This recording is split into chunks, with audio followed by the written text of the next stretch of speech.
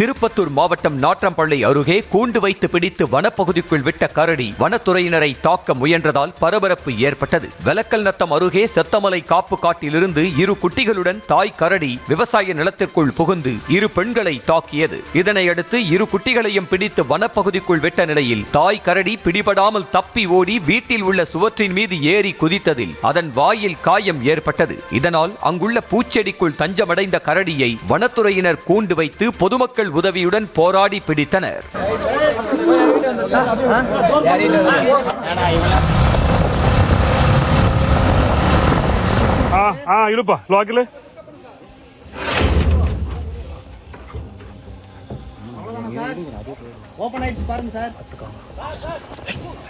கத்தாத கம்னு இருங்க. ஆளு